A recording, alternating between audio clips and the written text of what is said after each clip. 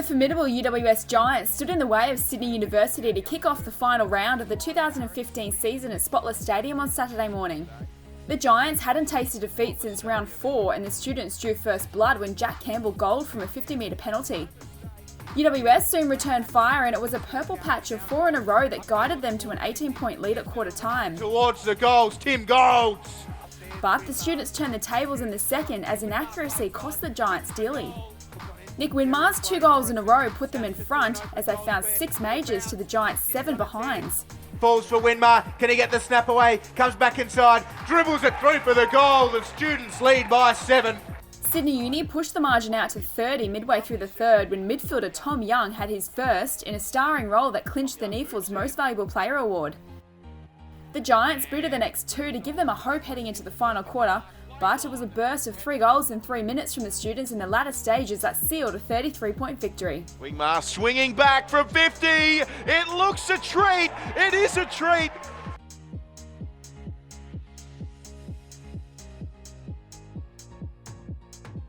All Southport needed was the 4 points against Eastlake and Canberra to seal a finals berth, and they wasted little time making an impact on the contest. After an upset win over the students a week earlier, the Sharks' confidence was on full display.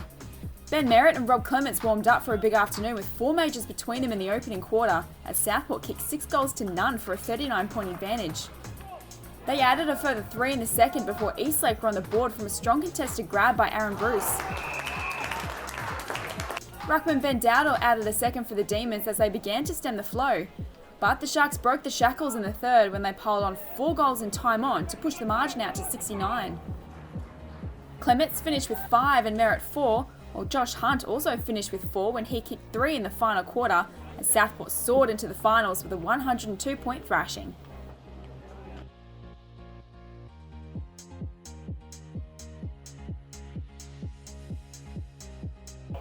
Gold Coast also travelled to Canberra on Saturday looking for a similar result when they clashed with Ainsley at Allen Ray Oval.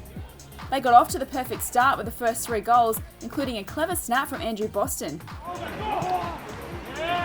It took an equally clever mark from Josh Bennett to get the tricolours on the board, and Sean Ellis produced some of his own magic for their second. Stay there, Frank, stay there!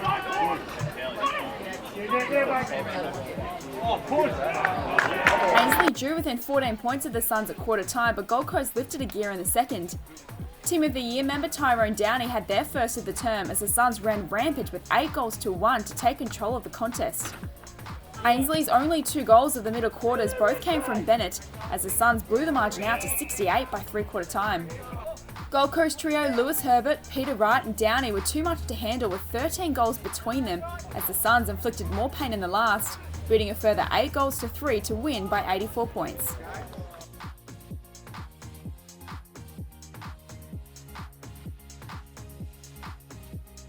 We waited all season, but the grand final rematch finally took place at Graham Road where Aspley went head-to-head with Sydney. The windy conditions made it difficult for the players early as Abe Davis kicked the first goal of the game against the flow of play at the 11-minute mark. Picked it up and said thank you. The Hornets hit back with their first through Eddie Sansbury, and they went into quarter time 7 points clear when Clinton French roved a boundary throw into perfection. Sharky at nice, he was French. He starts it to the left post, winds back nicely, and that's the second. But the goals dried up for the home side in the second as both sides struggled to take their opportunities in attack. The Swans kicked 5 behinds of their own but managed the only goal of the quarter when Lachlan Bahag pounced on a defensive error. Aspley made their move in the second when they hit the front early through Cameron Stevenson and booted 4 of the first 5 to jump out to a 17-point advantage. Very quickly, good hands, gets it off to Williams. Williams can shoot for goal, and that is a good one for the Hornets. The Swans cut the margin to 10 at the last break until Rising Star nominee Nick Jackson gave his side a timely boost to start the final term. Gave it a fair ride. Last time I doubt him because that was a NEAFL TV goal of the day. But just as the Hornets appeared to be in control, the Swans stormed home. Eli Prescott found the answer moments later as they kicked 7 in a row to win by 20 points.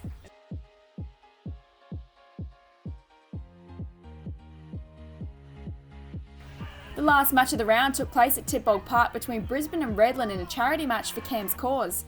It was a hard-fought battle from the outset as the two sides traded goals in the opening term, highlighted by a super effort from the boundary by Josh Smith to draw scores level at the 24-minute mark.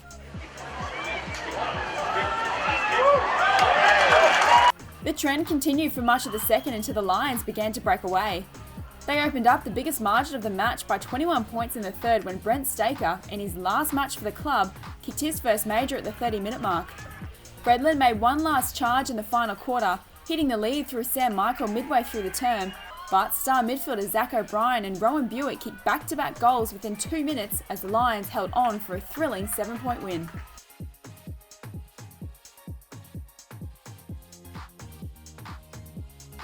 The Lions' second victory of the season lifted them off the bottom of the ladder while Gold Coast finished just outside the top 6 on percentage.